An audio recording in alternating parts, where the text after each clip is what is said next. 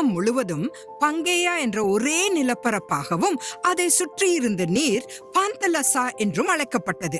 ஆதியாகமம் 10 மற்றும் 11 அதிகாரங்களில் காமின் வம்சத்தை சேர்ந்த நிம்ரோத் சாத்தானால் அதிகாரம் பெற்று ஓருலக அரசாங்கத்தை தொடங்க முயற்சித்தான். இருப்பினும் திரியேக தேவன் கீழே வந்து சாத்தானின் உதவியோடு கூடிய நிம்ரோதின் திட்டத்தை களைத்தார் என்று வாசிக்கிறோம். இது 4500 ஆண்டுகளுக்கு முன் நடந்தது.